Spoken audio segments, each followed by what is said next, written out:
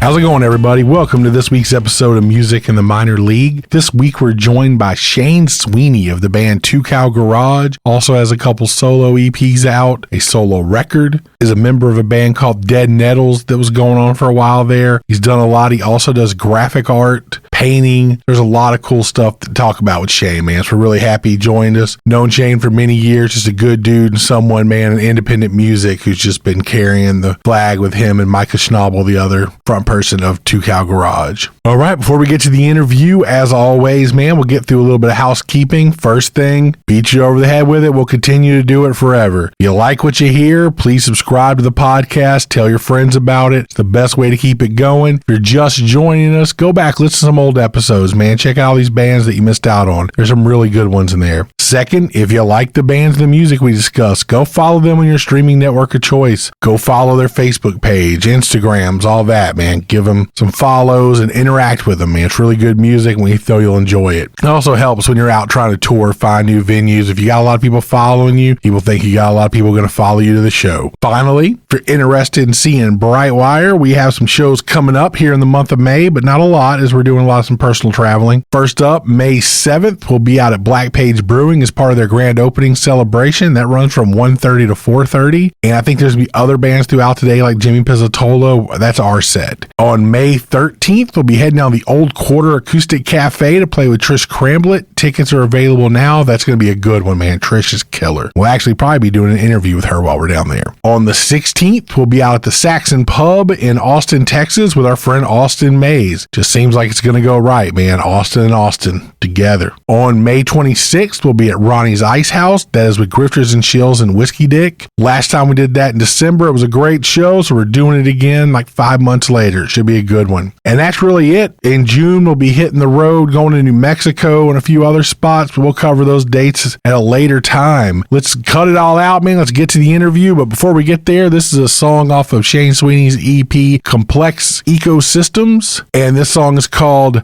Nobody Asked to Be Born. It's one of my favorites of his, and we're going to kick it off now. See you on the other side.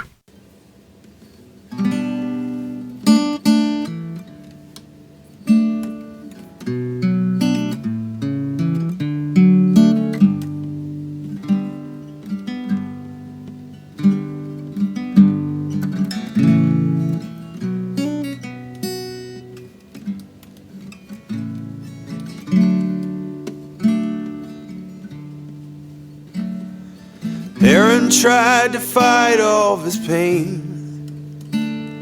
He walked through the halls, keeping people afraid.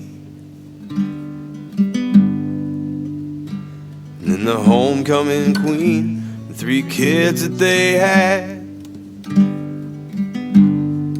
And I'll have a habit for a mother, and a ghost for a dad. Guess they still whisper his name. But nobody asked to be born,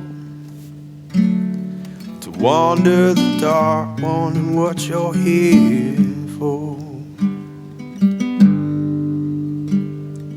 Nobody asked to be born. Nobody asked to be born. John put that gun in his mouth. The whole town so proud the day that he shipped out. Well, his body came home, but his nerves, they did not. It took a hero's courage to fire that shot. Now there's a flag blowing over his grave. But nobody asked to be born, to wander the dark, wondering what you're here for. Nobody asked to be born. Nobody asked to be born.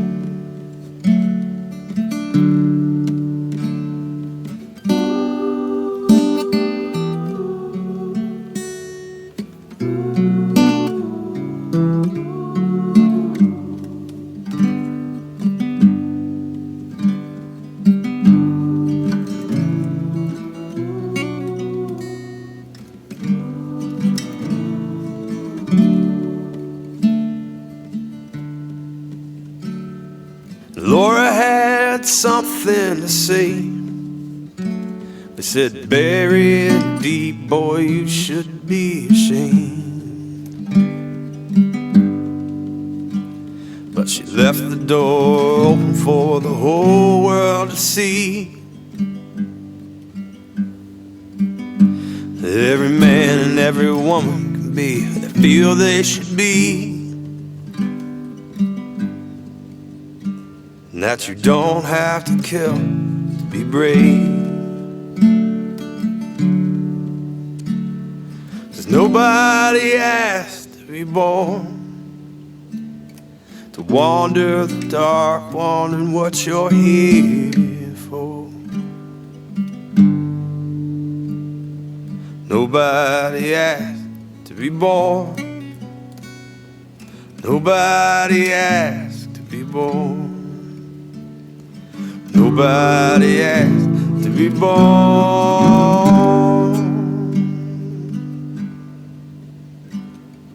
Nobody asked to be born.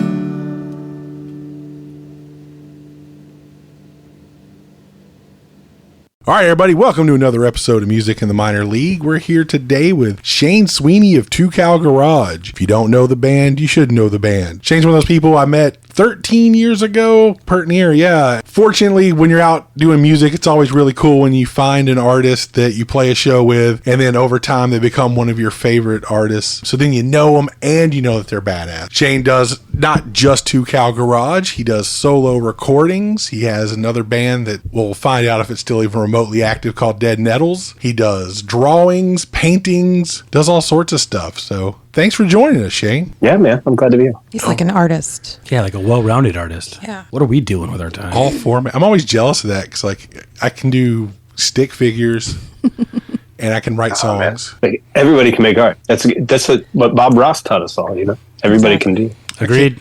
We went to a paint and Pinot or something like that. I made a killer painting of a pumpkin with a sunflower. It was You legit. did. See, all you need to learn, you need to learn how to use the tools to create the art. That's all it is. And Shane doesn't know this, but Health is an art teacher. Oh, so okay. we Cool. all make art. Yeah. Thanks for outing me. Sorry. Trying to play it cool. It just made it really awkward. Like, oh shit. I did. Is this guy going to be like, I give that one a B, sir? Right. Like, your use of texture is kind of minimal. Just kidding. So judgy. That's the thing, though, too, right? Like, none of that shit really matters. Like, it's like writing songs. Like, we all write songs, and people have been writing songs forever. You run it through the filter of you, and that's the thing that makes it important, you know? So, kids, if you're listening, my opinion does matter. Disregard what Shane just said. All of my students.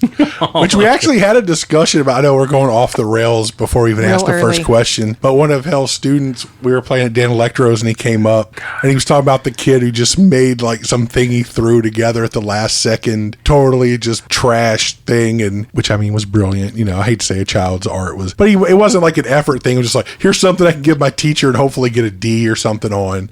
Sure. And I turned it in. Right? You want to tell the rest of the story? Yeah, and then me being the young buck of a teacher, I was like, you know what? No, I'm gonna make this kid take this to a competition and get judged by someone else and get feedback, and teach this kid that, hey, you got to try and everything, right? And so Sure. I told the kid about it. He's like, all right, I'll go. And I said, hey man, remember you're like a salesman, so you really want to dress up to sell your art. And so I'll be damned if this kid didn't show up to the competition in a 3-piece suit. And he goes in and he does this thing and comes out and he's like, well, it was interesting. It's cool. And in my head, I'm like, ha, ha, ha. So see, now it's hard. I'll be damned if that kid didn't get a medal. And I was like, That's great. And I never told the kid. And then I saw him at the show the other night, and I finally came clean, and he goes, are you serious? I was like, yeah, I did. And he graduated like 12 years ago from high school. And he still has the photo of him making thumbs up behind his piece with his medal. Right. That's awesome. You can't take that away from him. Nope. But It's also its own form of art, you know? Exactly. Yeah, and it shows that, no matter what it means to you, it can mean something totally different to someone else. All you got to do is sell it. All right. So it didn't take long Let's to get get to off our the rails. first question. Golly. So as we start off every episode, the point of this podcast is to hassle people and find out what it is about music and, art in general that makes them stick doing this in the independent music world all these years later. Sure. So we want to go back to the very beginning. So at what point, I guess, what point did music become the thing for you? What I guess inspired you to pick up a guitar or a bass, whatever you started out with, and go? I have to tell you, this story might sound like it's complete bullshit, but it is totally true. Okay. When I was like 6 years old, my grandma started buying me these tapes, cassette tapes of golden oldies every time she went to, at the time, the grocery store was called Big Bear. It was like a grocery store, department store combo. And now it's I think now they're all Giant Eagles or something, but she would buy me these tapes, and it was like, Blueberry Hill, and so we've got to say goodbye for the summer. Hell yeah. Stuff like that. Brian Hyland or whatever, And I was hooked. Once I heard Blueberry Hill, I was hooked. Music was my thing, and I didn't even really realize it then. I've only subsequently realized this, but that was really it. And then my dad wasn't really around when I was a kid. He lives in New Orleans, and like a lot of kids of single parents, when the other parent comes around, you're like, okay, well, fine. What are you going to get me? Yeah. And he got me this Korean Les Paul, and it was never actually in tune, and I didn't know how to do anything. I never had lessons or anything. It just sat in the corner mostly. But I strummed through Faith, the George Michael song, and I would just do that day in and day out. And then I didn't actually end up learning how to play guitar until I was like 19. But all of that other stuff was the basis. I was hooked before I could even do it. I was hooked. No, that's how it goes. I remember my first time of having an instrument, or at least a guitar. My friend gave me this BC Rich bass that was in multiple pieces. I actually took nails and nailed the neck onto the body and just pretended I was rocking the records and MTV and stuff. And I was like, that was it. After that, I was like, I need a real one now. I can do this. It was easy to just stand there and go with no strings. When I moved to Columbus after high school and was briefly going to Ohio State, and I had a bunch of friends, dropping names, Mark Sasala and John Choley, and a bunch of people Greg Stipek. They were either learning or they could play. And I was like, well, I can sit around and watch other people do this thing that I've always wanted to do, or I can fucking pick it up and try to learn how to do it, So what was the first thing you picked up in college? I'm sorry? What was the first thing you picked up in college? Bass? Guitar. Oh, guitar. Okay. And it was, a struggle. I learned on the internet. I taught myself how to play. Wow. Via a Mel Bay book and the internet, and the internet in its infancy too, not like not like what it is now, Yeah, kids don't understand how we had to mine for information on the internet. Oh man, but there was really? Shane's about my age. So you had the Olga, that was the Olga.net. Yeah, Olga. Online guitar icon. And that's exactly right. That's how I learned how to play Around Here by Counting Crows. And ooh, solid.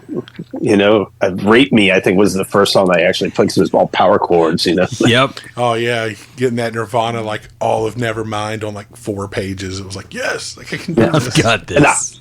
I don't even love Nirvana like people love Nirvana, but I was like, I think I can figure my way around this. And Same, yeah. That was easy. A lot of bands, I know a lot of songs that I didn't necessarily like because I was like, that's easy to play. Let's do this. Yeah, I'll figure it out, Or I also realized early on that I can't sing or play like other people, so I have to make everything my own in this kind of Tom Waitsy way. I have to turn everything into my own song, even though it's another person's, But that's okay, man. Again, that's it's that approach to art. As long as you're happy with it, whatever, man. You're getting, as long as you're able to be creative. And we've talked about this many times, is creative people, for us, it's not about that final product. It's about the getting it out. However, whether it's visual or auditory, we just have to get it out. It just needs to exist. It's stuck in here. We want it out here. That's all it is for us. And that I've had so many conversations with with Micah specifically a lot, because we are together a lot talking about songwriting in particular. But when I write a song, Micah writes a song in this very workman way. He wakes up and he works every day at writing a song. And while I do that, the process is still different. Again, he's way more prolific, but a part of that is it feels like it's tearing something out of my being. Every time I write a song, I'm like, there's no fucking possible way I'm going to be able to do that again. Yeah. There's just no, it just feels like something like drawing salve or something. It just pulled something out of me. Yeah. And I'm not saying that Micah doesn't feel that way, but Micah is very I'm going to work today on this.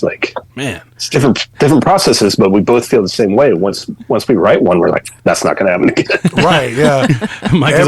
Micah's all clocking in, clocking out. All right, going to lunch today. Yeah. I'll be back in a minute. There's always that panic after every song. That could be the last one. Yeah. That could be the last good one. Right. This is the pinnacle. And even though Micah gets up and works and does it, you know, obviously you don't hear every single one of the songs every day that he does, but like he still has that same feeling like that. Oh shit, that's probably the best one. Right. What's the point after this, you know?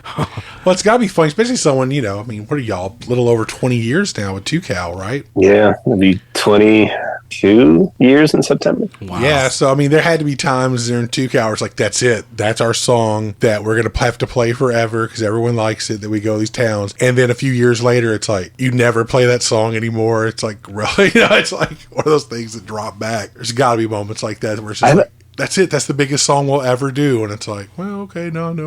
I was wrong. We did one better. When we put out our second record, there was a song that, you know, whatever, nobody has hits. Well, yeah, but you know what I'm saying. The songs that when you go to, even if it's the, you know, 50 people that show up, 40 of them are like, I want to hear that song. Right. So there was this song called 135 that was on our second record that people really loved, which was wonderful. And I love that. But we were playing at this place in Des Moines, Iowa called the Vaudeville Muse. And we were getting ready to record our third record. And Mike had gotten the van. We were pulling the van around. We had already loaded in, just pulling around the park like you do. And he was like, I really feel a lot of pressure to write another song like that. And I was like, well, I don't think you should try to write another song like that. That's just what that song is. And we had this really nice conversation about how we weren't going to do that. We just weren't. Yeah. And we were lucky enough to have each other to be supportive in that situation. And we haven't done that, actually.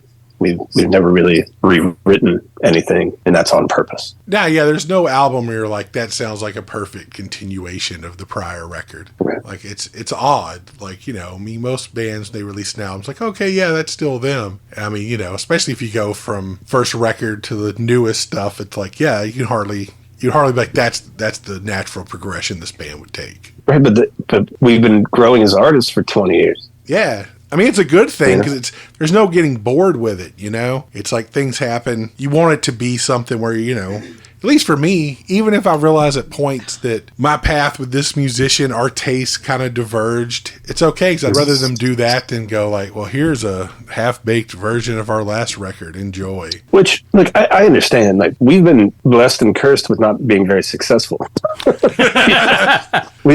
Artistically, it's a blessing because we can do whatever the fuck we want, and it doesn't, in the grand scheme of things, matter. People expect that of us now, you know. We were never like blessed with making enough money or having enough people have enough vested financial interest in us recreating a hit song or something. Right. But at the same time, you know, I mean, there are people, y'all have, I mean, you know, when y'all did the 20th anniversary show, like, you know, people came from around the country to be a part of that. So. Oh yeah, man. Like I this is more than what I ever expected. I guess that's why you keep doing it, huh?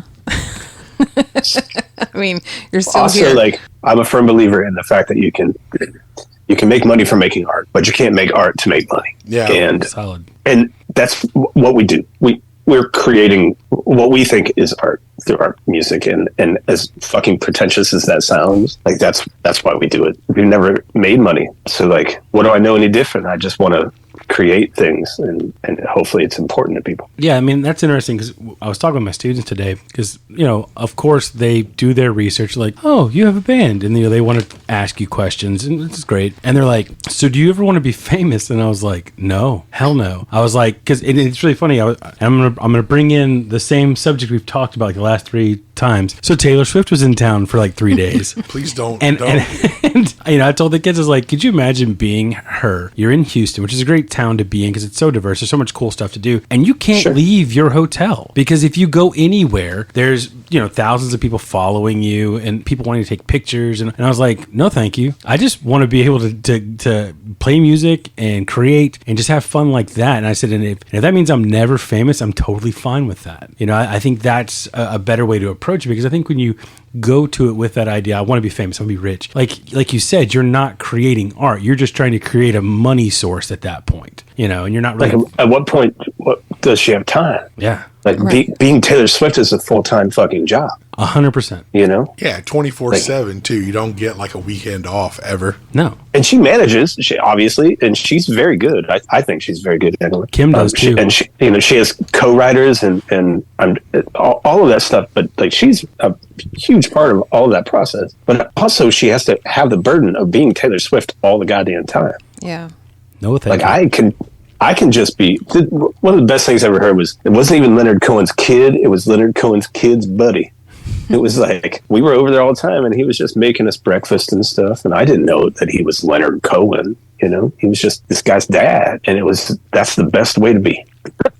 Hell yeah. Anyway, you know, Yeah. like I can go do all this shit, but like I'm Jackson's dad. And his friends, like, they all know what I do, and they're all aware. But I also am just the guy who's like, hey, guys, I put the hummus out, and, you know.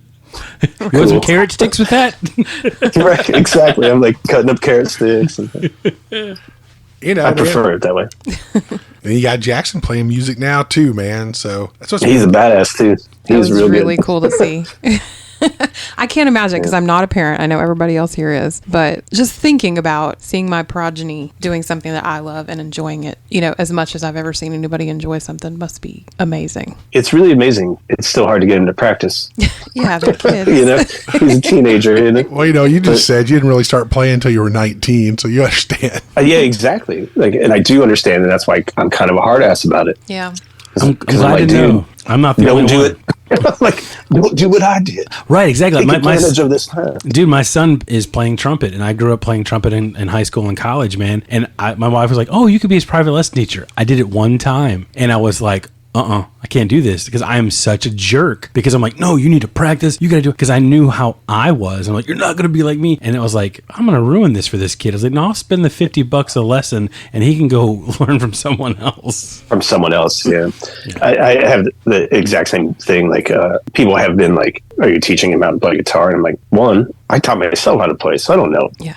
Not You're sure right. I I don't know want how to to- pass down you my my internet habits, right? Right, exactly. Like, which are great. I mean, that's a great way to learn, but like, I just don't have the acumen to be able to teach him correctly. And also, he's not going to hear it from me. That is so true. He's just, I you know, know there are so many things I would never listen to my parents about, and anything that they cared about, no. the great thing is though, like, I'll be like, oh, do you know this, I don't know, Operation Ivy song or something? And he'll be like, oh no, I didn't know it. And then he doesn't seem like he cares when I play it for him. But then like 2 weeks later, he'll be upstairs taking a shower or something, just blaring music, and I can hear it happen. I can hear him singing every word to it. You know? All I know is that I don't know. Dude, it's a great feeling, isn't it? Like, you're like, yes, yeah, I'm cool. I'm still cool. See, my kid knows it. Oh, I know. It's amazing because he doesn't want to seem cool in front of me, I think. But then like he goes and he's actually absorbing the things that I'm trying to show him, which is pretty awesome.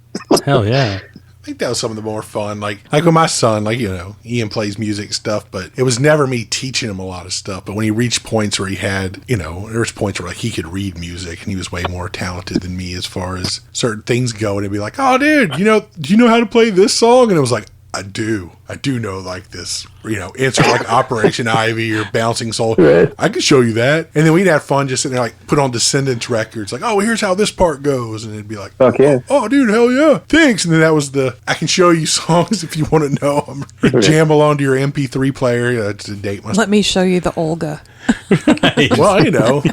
Well, then the lawyers came and ruined all that. So That's true. But you know, I paid $7 for this Ultimate Guitar app, and I have all the tabs I ever want. There you go. It's a great app. I use might that have to one throw too. down for that at some point. I also like Chordify, but Yeah, I you know what? don't- Chordify is also really great, especially for a lot of songs that maybe are not so mainstream that Yeah. you're just because it'll just like pull that from YouTube and Yeah, and it's not always correct, but it's close enough.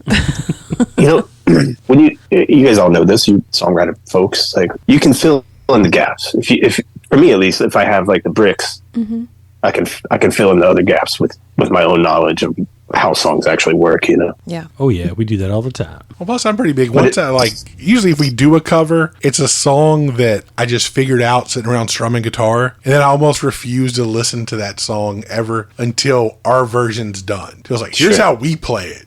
Because I do not want it to be like, okay, we have to add this part that's in the actual song. Because then it just gets like, cool, I'm doing a standard version. And then when I realize all these chords I put in there were wrong, then I get, like, you know, it makes me sad. So I don't want to do all that. It's like, we'll just do our version. It's fine. Yeah. Yeah, but that's what's funny, too, is like Sam will bring, you know, a cover song to the table, and I've never heard the song still. Like, I learned from him what he wants to play, and I'm like, oh, there's a real version of that song? Wow. We cover A Humble Narrator, and Health has never heard it. Never heard Oh it. goodness, I'm sorry. I feel like a real asshole No. right now. that's okay. Well, it sounds I'm sure different. y'all- Our version sounds different. You know, it's fun. So I have a question for you, Shane. When did you write your first song? When did it first expel from your body? When did it tear out of your heart? I know, again, this sounds kind of maybe trite or something, but like when I was a kid, I had just books and books and books of poems, but they were songs, you know. So you've always written. Always, yeah. Yeah. Even like really stupid, really, really bad teenage poetry. My goodness. But I think that's, you know, I did the same thing. Got to start somewhere. There are some things in my memory box that if I were to pull out and let Sam read, he would laugh at me. Dude, yeah, it goes both ways. Can we have an episode of that? Exactly. I should go find some old lyric books and we can just sit here and read like the embarrassing songs. That'd be a fun episode. Yeah. It would be funny, actually. I think that's a great idea. But I do think that like you learn how to structure a song, right? You learn how to structure a song and not, you know, or turn a poem into a song. Just like you learn writing from reading, you learn writing songs from listening, you know. And the very first song that had chords that I ever wrote, it was pretty much ripping off a Loudon Wainwright song. It was, goodness, it's almost right there. I can almost recite it. I can get the first word. But either way, it was essentially ripping off the people that I admired as songwriters, Bob Dylan and Loudon Wainwright and Paul Westerberg. You know, like they all come from this kind of cut from the same cloth, you know. Yeah. Is that like before you started playing guitar or after? That was the very first one that I played on guitar that I wrote chords to words. Yeah. So you were in college. And it was I was 19, yeah. And it was loosely based on some historical facts or whatever. Who knows, man?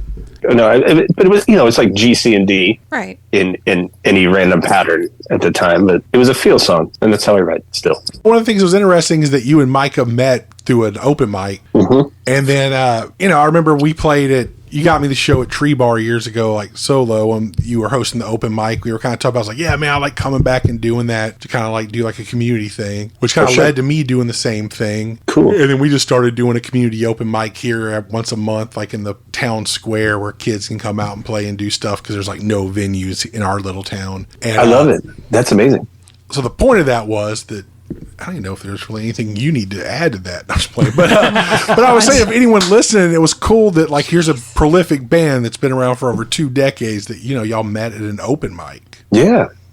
I really believe in the open mic. I think it's just a wonderful forum for people. I don't like when people take it too seriously. Yeah. You know, but I feel like the open mic is a great way for people to get started. It's a great way for people who are just starting out playing, but also just starting out writing songs. I have a forum where you know, hopefully people are kind, and that's what I always try to foster when I've done open mic stuff. But Mike and I met at an open mic at a fucking BW3.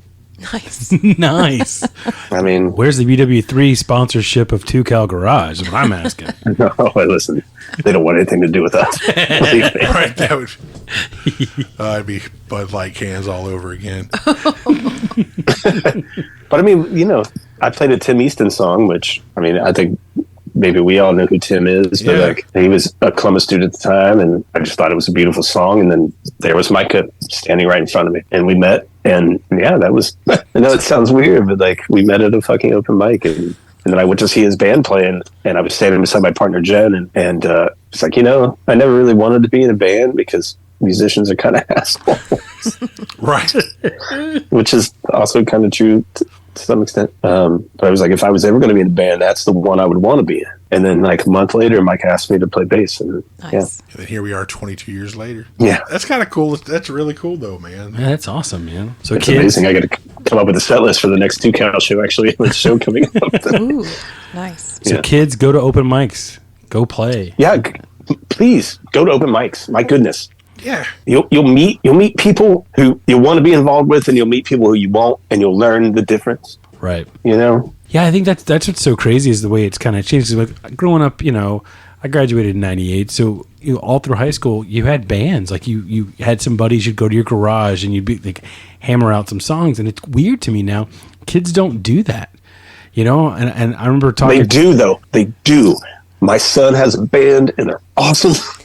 They do. They go to basements and they play. and it's awesome. Oh, see, and that you rarely hear about it. Because in the time I've been a teacher for like almost 20 years now, and I can probably count on like one hand the number of kids who have had like bands, and they're all great. I want to tell them this. It's like, dude, keep doing this. Like you're gonna get even better, and like just. I'm just like, you don't understand. Like, this is how you make lifelong friends. This is how you learn about yourself. This is how you become, a creative person and just thrive. And I just like, go to an open mic, go have those interactions, go meet people, and go to your garage, be annoying, like annoy the neighbors and shit. That's fine. Like, we need those kids. We're kind of like, and the neighbors need them too. Yes, they do. We're kind of like at that point where it's almost like the 80s again, though, because it's like almost like synthesizers just hit. Because a lot of the kids we have show up and they're like, here's my backing track. And they'll go up there and play guitar and do their song. But, they sat at home and made like drums and bass and played all the rhythm part. And they want to get up there and jam on guitar and sing songs, or just, they'll even bring a drummer and them and the guitar and whatever tracks they need to drop in. So it's really cool to see how, we're in the 80s, everyone was sitting at home with, 808s and keyboards, like making like, here, I made my entire album alone. In cars. Right. Gary Noonan quit his band because it was like in the studio. Well, I can make this. I don't need you guys. I don't need a band anymore. Right. So, that's why we talked about before, it goes from the Toyota Corolla to the, I'm rolling Mercedes Benz now. Right. I ain't got to split this money with nobody. I'm good to go. Our friend Gabe, he's like, I went to A&M. He's like, things are really easy divisible by one. So I could do that math. But no, it's been cool to go out and see. And plus, I think it's a good thing anyway that you can be around more creative people. It kind of forces you. And I mean, we always argue over the proper terminology if it's like, competitiveness or inspiration. I think it's a little bit of both. It's like, I can't, like, oh man, this kid came back this month and he had 2 new songs. I can't show up next month with the 3rd month in a row of the same 3 songs. Like, I really got to do this. And so it's good. It kind of pushes you to want to do more because, these people are around. And it's like, okay, I've got this community of creatives, which to me just, creates more creativity. Yeah, I absolutely agree. And I feel like, trying to think of the correct way to say this. It's not competitive to me, but it is, it's competitive in the way that like maybe 2Cal and Glossary were competitive. Not like we want everybody to succeed, but I'm like, man, these motherfuckers are showing up with this material. What am I got? I better get some work. Go there, Right. Oh, it's more of that, I guess, desire to impress each other. It's like, look, see what I did? Look what I made. And they're like, oh man, I got to go home and make something badass now.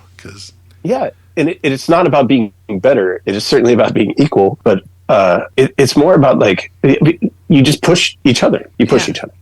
Yeah. Well, I always say that nobody had ever ran a 4-minute mile, then the one dude does it, and suddenly everyone's doing it. It's like, dude, we can do this. Like, it happened. It's no longer, it gets over that mindset. So once your friend does something that's like, boom, you're just like, oh, we can do this. At our level, we can do this. Like, let's do this. Yeah. Yeah, I think that's like with us and our friends Grifters and Chills. Like, they are constantly putting out more and more stuff and just better and better. And we're sitting here like, well, if we're going to be on tour with these guys, we better be bringing our A game every night because they're definitely doing their homework. And so like, it makes you go home and like just grind harder and like, no, I'm going to play better, and I might actually get my guitar out at home and practice. I don't even know. Maybe. That's why we started a podcast to take up most of our night of practice so we could stay sharp.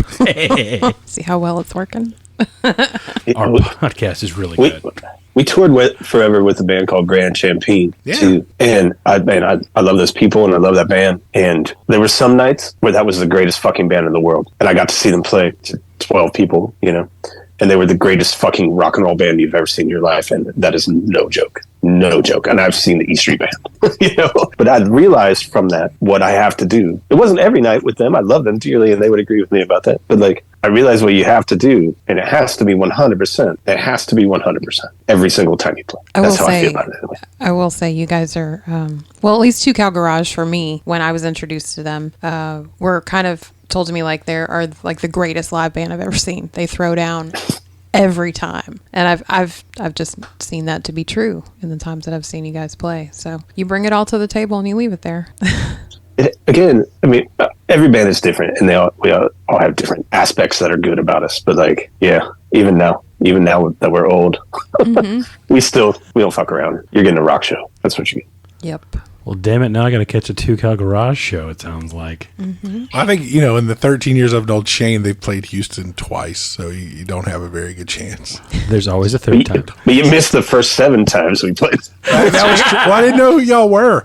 So the funny reason, it's kind of like the funny thing was our friend Marcia Schrader from St. Louis used to go see y'all all the time. She's like, oh, those loud boys from Columbus. And I did what I normally do. It's like, oh man, I'll have to check them out. Then they were y'all were coming through playing Rudyard's. We kind of become like a regular band they booked there because they were like, okay, they'll show up, they'll at least play, you know, they bring some people. And then 2 Cal was playing. I was like, all right, dude, we're gonna, so we hit up the mic and was like, dude, can we open this show? I was like, I want to go see these guys. So it was us and then Grizzly because Chad hit up. So it was like, you know, the local alt country people to play with the obvious country band 2 Cal Garage. There was a cow in the name. They were definitely a country-ish rock band. And yeah, man, we went out there and we all threw down, you know, and it was like, yeah, let's see what these guys got. And then it was just like, good. I mean, I walked out a fan. Like, I think I got Speaking in Cursive from that show, and it was like, that was like all I listened to for like 2 months. Well, I appreciate that. But, you know, it's like baseball. You only get good at it if you're doing it all the fucking time. Yeah. You know? And we were playing 250 shows a year easily. Wow. At that point, you know? Like, we were never home, always on the road. And at some point, you get good or get the fuck out of the way. You know what I mean? Like, True. That sounded terrible, but it's No, true. but Like, you know, No, it's a fact. you're gonna, you know, it's like one of those things where if you do it 250 shows a year and it's not coming together, it's probably never coming together. But we were also very lucky to have, like, you know, Drag the River and like all these other bands that were amazing bands that we were always playing with, Champagne and Glossary and Slobberbone and you know, we just were very lucky to have top-notch competition. Right. You know?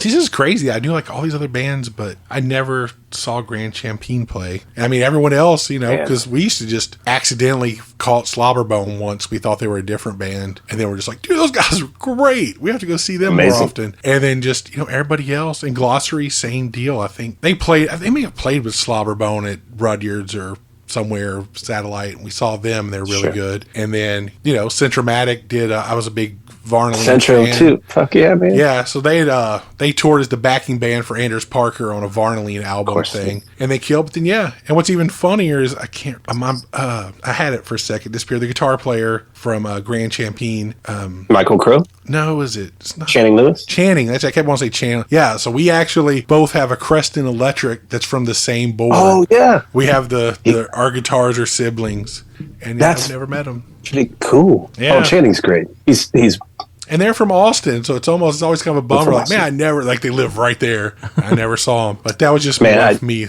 lamenting on audio. That band is like Soul Asylum and Cheap Trick mixed together or something. Like, they're just the best. Ooh, damn. But two bands so love good. very much. I can't say enough about them as people in that band. It's so good. And we got to play with a lot of really amazing people, y'all included. But, like, yeah. It's just, I feel very lucky about it all. No, it was cool, man. You know, it was always nice. Like, saying we didn't know anything, and we'd walked off stage, and I remember you were just like, dude, like, y'all threw down. I was like, we did. Because it was one of our great Joe nights. It was like an Astros game or something, so he was late. And our set list got cut from like 40 minutes to like 25, and it was like, all right, these 5 rock. These 5 songs are going to fucking wreck. Let's do that. Because we always had the one long one at the end that was like, had the long breakdown, so it was always like 8-9 minutes. We're like, we're not going to cut that one because everyone wants to see all the crazy guitar shit. So it was like, we're going to do the fast ones and then that. And it worked out, man. So I think I ended up hanging out with you all night. Then from there, it was just like, all right, cool, man. We got a buddy now. They're pretty good live too. This if I'm talking too much, just tell me. Man. I'm doing the same, so it's okay. This one time we played a show in London, and there was we were, I think, supposed to headline the show, which I don't care about that kind of shit. But like, what I do care about is like our set was supposed to be 45 minutes, and then all of a sudden it was 30 minutes, and then another thing happened, and it was 20 minutes, and we were like, okay. And like, it was like, they don't want us to play a 20-minute set, and I was like, I know they don't, because I will be angry. And we went for it big time and we played 20 minutes, and it was one of those situations where like, good luck following us. Yeah. Damn. You know? Hell yeah.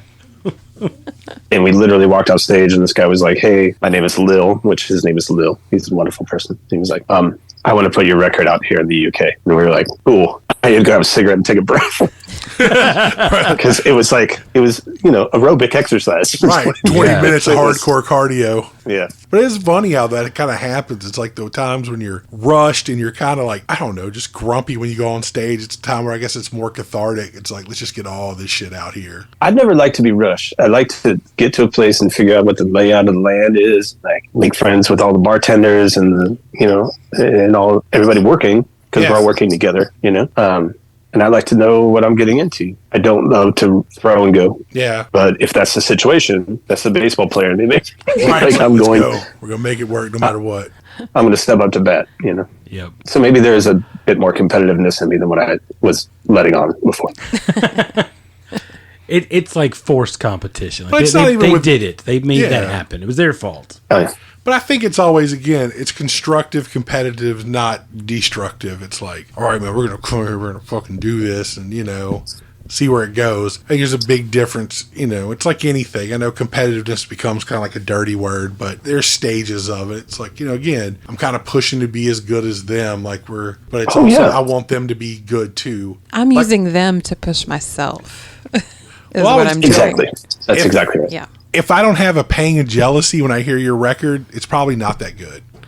That's kind of how I base it. Well, I mean, but really, because most of the time we get people, we go, it's like I always tell people, it's the same thing when you get angry about something, you let that first wave wash over. Then you go, okay. So it's like you hit that pang of jealousy and you're like, oh, can't believe they just killed everything. But then, that goes away 15 seconds later and you're like, dude, I'm so happy for them that they actually, they made this and it's this good.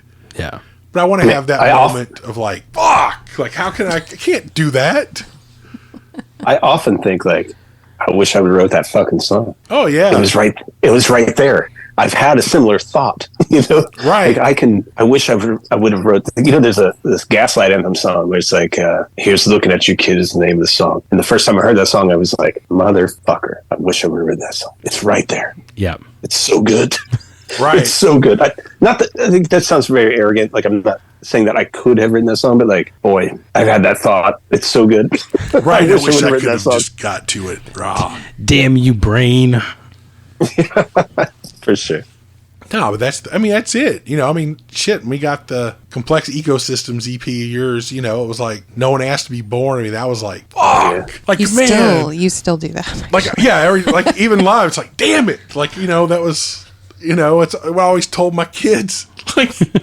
I don't ever listen to your parent. If any parents, they tell you that you owe them. I was like, no one asked for this. And then you brought into all these great stories. And I remember sharing it with my friend Ben. That's a thing I don't know if I've ever told you, but he was a psychologist and he's like, yeah, man. He goes, I should let people listen to this who are dealing with this stuff. This is exactly what I deal with, cases with PTSD and stuff like that. Dude, he got it. He got the picture correct. And I was like, shit. That's heavy. Yeah, man. So. That's heavy. I didn't know that. Yeah. And that's what he did. He was one of my best friends who we did, recorded all of his stuff for him. And, but yeah, so I actually gave him a copy of that EP and he was like, dude, that song got it, man. He was a big songwriter, disciple of John Prine kind of guy. Sure. So yeah. So. Every one of those stories is true, Yeah. I mean, well, that's what makes it work because unfortunately those stories are true everywhere. Yeah, it's hopeful though. I mean, it's not as Yeah, no. I always say that, give that caveat when I'm playing it. Right, no, but it is at the end, you bring it back up. It's not the whole just beating you down the whole time. I guess that's the thing. You want to have that little bit of crack, door cracked with some light when you get to the end of the sad songs. There's a crack in everything. That's where the light comes in. Right. Are Are we going to talk about baseball or what? So it's kind of a, being Houstonians, we have it gets ugly sometimes. Yeah, we can't really talk about baseball because people are like, you guys like trash cans and It's stuff. like everybody was cheating grow up. Right. We just got caught because we were a second level team. We weren't supposed to win. Yankees and Dodgers, and then we're doing that at the same time. And the Red Sox. Guys, I'm not happy about it. No. Well, I get it. As a Cleveland fan, it's tougher because it's we were in the second. We're the same tier as Houston is, and it's we could have been doing that stuff. And but I think the thing that sucks the most is Michael Brantley. Oh man, that's what I say, dude. He was Michael Brantley, like, was on my fantasy league team for years. And I love him so much. Yeah. Goodness. So when he came to Houston, I was like, we got a really good player. I can't believe this. Dude, he just had a great rehab start yesterday, man. He's Good. looking really good. Yeah, I will always root for Michael Brantley. Around here, we call him Uncle Mike. Because he's Well, like, that's what we called him in Cleveland too. he's just like that uncle. You're like, yeah, that's my Uncle Mike. He's real good at baseball. He was, but baseball is an old person sport. Yeah. I don't know, like there are people like there's a guy on the Guardians right now, and his name is James Karinchak, and he is fucking wild. He's not an old soul. He's all over the place, and he's successful. I don't know how long he's going to be successful for. But like, baseball is not that. Baseball isn't. If you're an old soul, like Aaron Judge is an old soul. Oh yeah, Yeah, like young Totally. old man. You know, like that's what like baseball players, the best ones, are always old souls. oh yeah. Jose Ramirez, 95 years old in his heart. You know, Gotta have that just patience to wait everything out. And yeah. And the patience is a great way to put that, because you have to have the ability to be like, I sucked for a month. yeah, I'm not going to suck this month, you know? Yeah, it's a long game. Yeah.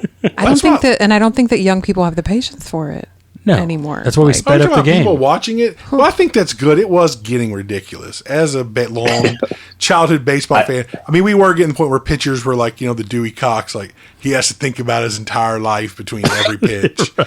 Like it's like, dude, it's been like 4 minutes since the last pitch. Like, is this Right. dude gonna do And then he this? throws over. You know? Yeah, and then it's like, stands there and zones out. It's like, come on, man, just do it. So I'm not against the pitch clock. People were taking advantage of that time. I do like, though, that they made the rule about the pitchers and their motion because of Luis Garcia, our pitcher. And so he had to like basically read, because he did the rock the baby thing and then he would throw. And so they made this new rule. And so that dude goes and like gets a whole new thing, and he's even better than he was previously. And you're like, yeah, word. So I'm 100% behind the pitch clock. I love it, actually. I think it might not be a great live experience. It might not be great for the live experience, but it is definitely great for the television watching experience. Yes. But like that thing, like some people are going to adapt and some people are going to get left behind. Right. And that kind of sucks, but like fucking adapt. Yeah. Well, yeah, it's things like- change. Well, and it's the like- world changes. Well, it's like I'm torn on the shift thing, because at the same time, I'm like, you're a professional athlete. If you're constantly hitting to the right, then learn to hit to the left. Like, Man, they're professional hitters. They should be able to hit anywhere at any time. Like, but I grew up with Tony Gwynn. right. And Yeah. Tony Gwynn doesn't really exist, you know? No. Michael Brantley is close. He's a Tony Gwynn type of hitter. Dude, that's pretty accurate, actually. Yeah. Huh. And in my baseball career, 95% of my hits came center field to left field. I wonder why. There was no like I rarely had the patience to wait for that ball long enough to go opposite field. It was Oh, yeah. no. But, I said for years, like, they should just learn how to hit the other way. They should know how to hit the other way. They do know how to hit the other way. Yeah, if you're But they just fucking didn't. Yeah. You know? Yeah. And it was boring. Yes. Oh, they're gonna be out now. There we go. Yeah. Yeah. I get it. I used to love the guys, like the big guys, like putting a bunt down the third base line and running first before he would Right. get to it. That never really happened that often. They, No, like, it didn't. It did, You but know? the times they did it were just like, it's like, you do it, dude. And I know there was this era that thankfully I think is over, of hit a home run or nothing, you know? Yes. And I think that era is over, but that was a boring era of baseball to watch. Oh, yeah. Oh, dude, the Sosa McGuire years. Like, I mean, okay, cool. I mean, that's, yeah. But even in the last probably 5 or, up until about probably 4 years ago, it was still very much like long ball or going nothing. yard or nothing. Yeah. Yeah, now it's great, man. Like- watching these great bloopers just right between infield, outfield. I mean, that's just great hitting, you know? And that's the Guardians. The Guardians are going to be good because they've built their team to be line drive hitters. See, things are changing. No, I'm excited. I got a bunch of friends from the Cleveland area, so I always kept up with them.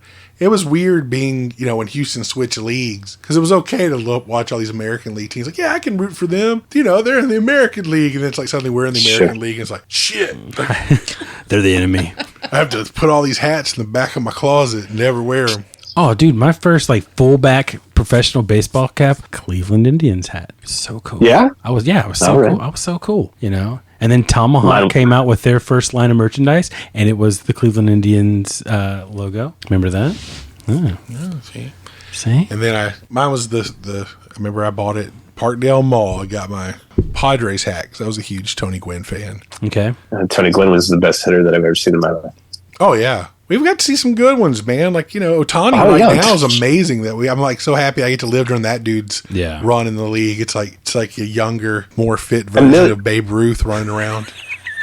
And just so many great hitters. Yes. But if you look at Tony Gwynn's stats, they're just no one will touch that, man. I mean, it's just ridiculous. And I get to be like fucking great hitters for Cleveland, like amazing hitters. So one of my favorite things about baseball is that, even when you look back like 50, 60, 70, 80, 90 years or whatever, dudes were still throwing balls at like 90 miles an hour in like 1890. It's not like the games really changed a lot. It's like, nope, dudes were still throwing these balls that fast, and still, dudes were still swinging pieces of wood at those balls. And for sure. So it's one of those things where it's like, you can be like, well, the era changed, or they moved this line, they added this, they did that. It's like, they can move things. At the end of the day, still dudes throwing a ball as hard as they can, and a dude swinging a bat as hard as he can. And it's kind of stayed the same. My first hat was a Minnesota Twins hat. Solid choice. Any reason for that? My cousin played for them, so I got to go take batting practice and dress, and so that was my first fitted hat. That's pretty awesome. So I believe Kim's first hat was a Montgomery Biscuits hat. I don't know if you owned a baseball Montgomery hat Biscuits before we got together. It wasn't a fitted hat. Relatively new, but yes. Yeah, she didn't. I wasn't really a fan of. I mean, it's not that I wasn't a fan of baseball. I just wasn't. My dad was not really into sports, so I didn't grow up around a lot of sports. They didn't watch sports in my house. But I find baseball relaxing, very easy to understand. Like, I enjoy watching it. So when Sam was like, you want to go to a baseball game?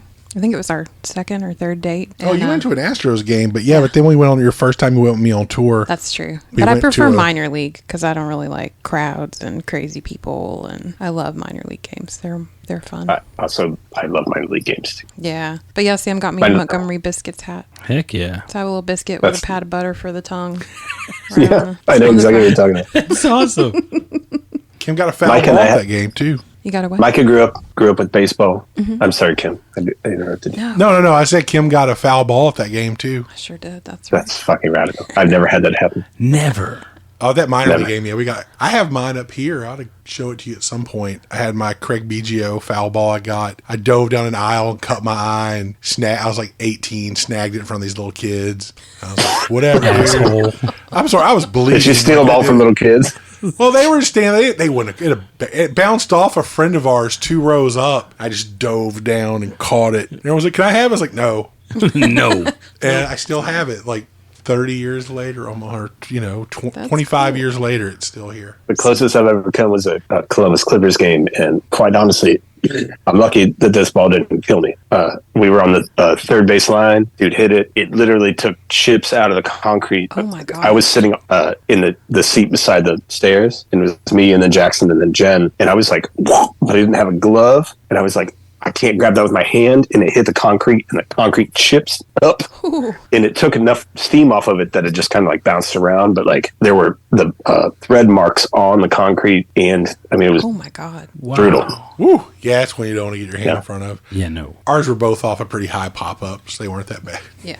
That's great. I do worry about getting a head injury every time I go to a baseball game, though, because you see how fast they hit those balls. My God. Yeah. There's no net. I mean, Jack was like 6 or 7 or something like that. So my first inclination was to protect Jackson, so put myself in front of the ball.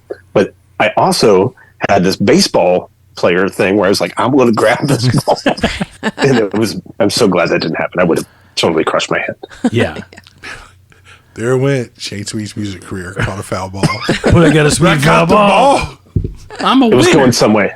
Right. Hey, you know what we haven't talked about? Speaking of music careers, you said you were going to ask him about Dead Nettles. Oh, yeah. We'll get to that. We're talking baseball right now, right? Oh, I'm so sorry. This is important stuff. I mean, I always tell people that my two rules in life, when I tell people it's plain life, period. Most of the important lessons you needed to learn, you should have gotten from teen movies.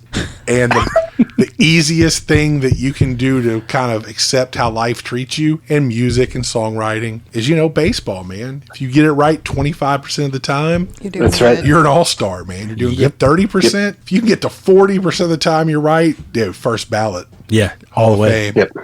Listen, It prepares you to fail most Nobody's time. gotten it right 40% of the time in baseball except Right. for Ted Williams. Yep. That's what I'm saying. It's like, it's a good thing in life to remind you that more times than not, you're going to fail, and that's perfectly normal. And if you succeed a third of the time, goodness, you're just an all-star. Yeah, you're a beast.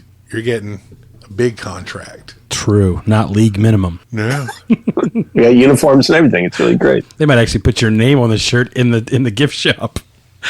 Unless you're in the Yankees, True. If you only get it right 20% of the time, but the 20% of the time you get it right, it's a home run every time. True. You can still do really good. Right. Ask Chris Davis about that. Chris Davis. Really true. Oh, man. All right. So at Kim's urging, we will move past. We'll go into... Oh, yeah. Let's just get back to maybe the Shane music. Sweeney project, Project. past and future.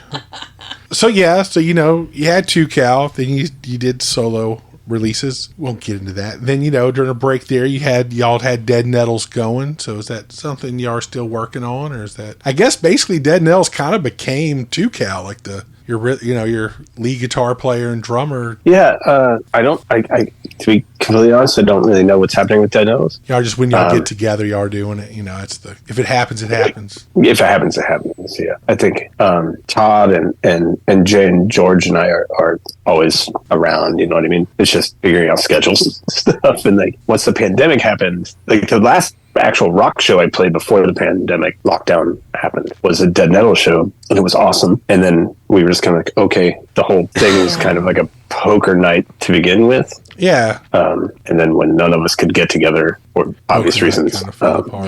Yeah. it just kind of flared out a little bit. But boy, I love all those songs, and I love those people so much. And I play music with all of them right now. So, like, it's just not... Maybe it'll be a thing again. I don't know. I hope it is. So then moving on to the important thing that everyone who's going to listen is going to want to know. So y'all been releasing singles for 2Cal. Are y'all, approaching you're going to keep doing singles, or y'all working on a record? You said you got a show coming up, so putting you on the spot. Okay, so that show hasn't been announced yet. I'm just talking out of school. Like, so now Mike is going to be like, happening. God damn it. Never telling you anything. It's all happening. Yeah, I guess we're just making a new record slowly. There you go. No, that's how a lot of people have been. It's kind of the way single here, single there, and eventually assemble into a physical product where you get all of them together. That's really what's happening. And there's a part of me that I just don't feel the urgency that I used to feel. Yeah. Because I think maybe the last few years have taught us that, like, there are very important things. Yeah, it really did. Slowed everything down. It's kind of like, here's where we need to be. Yeah. So, like, I love making and playing music with all of those folks, and I would fucking lay down in traffic for any of them, and we're constantly working on it. But I personally don't feel this great urgency to be, like, in the rat race a little. Yeah. You feel like the pandemic kind of slowed you down a little bit, maybe reprioritize. Yeah. Reprioritize is a great way to say it, I think. It is vitally important to me that we make a new record and that we go tour and play shows and stuff. But I don't feel the need to compete. Yeah, no. I think this will be y'all's 8th or 9th record. So yeah, plus all the solo stuff we put out. Like, right. I just don't. I don't feel like the environment is great right now. To be honest, I feel like it's weird, and we are not at a level where we can have COVID derail us. Yeah, we're just not. Like, we can't be in California and have to drive our asses all the way back to Ohio. Yeah, or put people up in a hotel room for 2 weeks. Like, we don't have that money.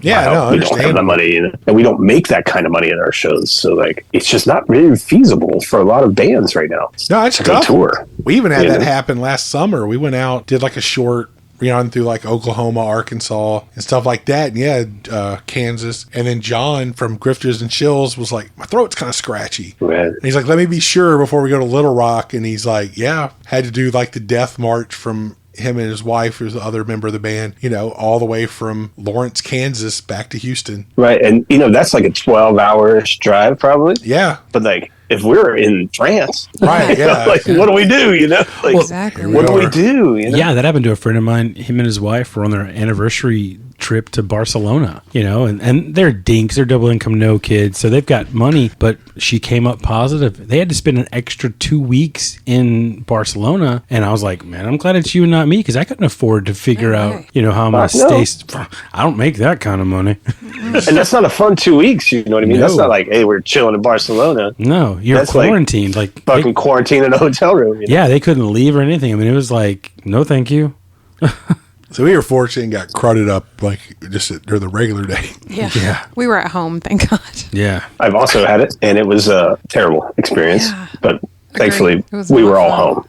Right. You know. But again, like, I'm not trying to be like, I'm always nervous about shit. Oh yeah, But like, we just can't do that. yeah. We can't do that, and it sucks. Now a it's lot. made it where, you know, even a lot of bands you see, even people we know that are, you know, we'll refer to as like, you know, being successful on an upswing, you know, as far as things are going, they're still like, okay, we'll book like maybe 2 weeks and do this little regional, you know, basically it looks almost like they're drawing a daisy around their hometown, because it's like, we'll go out and do these and we'll come back and then we'll go out and do these, because that way, we don't want to do like we're going to go out for 2 months and we get sick 3 days in, and it's like, well, shit, Right. there went the whole thing. It's like, we'll go out for 2 weeks, then we'll take 2 weeks off to make sure we have time to recover, then 2 more weeks. And it's kind of interesting to see how it has changed up the ball game as far as like, we're not doing this. I mean, I know with y'all, how many times you played shows when you had the flu, like the standard flu. I'm fine. Embarrassing.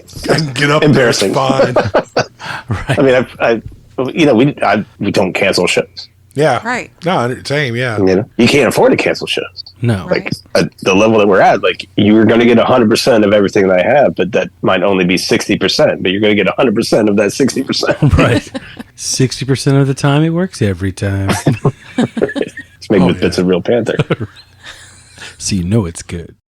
All right, y'all. Thanks for listening to this episode of Music in the Minor League. If you like what you heard, please share the podcast with your friends. Again, that's the best way to get people to check out these bands in the podcast. If you enjoyed Shane, if you enjoyed hearing about Two Cow Garage or Dead Nails or anything, go find them online. Give them a follow. Listen to music. It's really good. You got a whole 8 albums of Two Cow Garage you could rummage through. Like, there's some really amazing songs in there. Now we're going to leave you with the latest release from Two Cow Garage. It's called Promises, and we'll see you next time.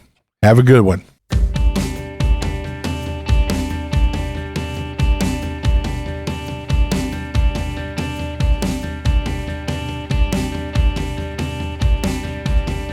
What did they promise you? Did they promise you a little big house? Or a good job in a factory? Or that you'd live in a tent city?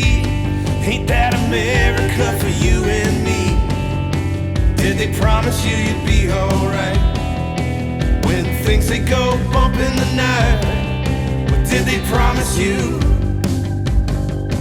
Did they promise you that you'd be safe? Or did they lie and say that you'd be free? Or that you'd get shot dead in the street? Ain't that America for you and me? Did they promise you you'd be alright? Or did they promise you money? They promised you money. How much did you get? Was it worth it? Yeah, yeah, yeah, yeah, yeah.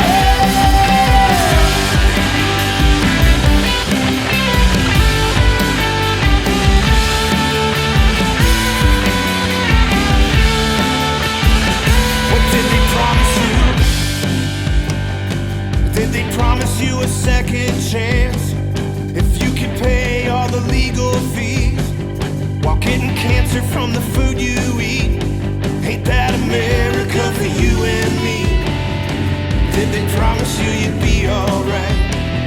Or did they promise you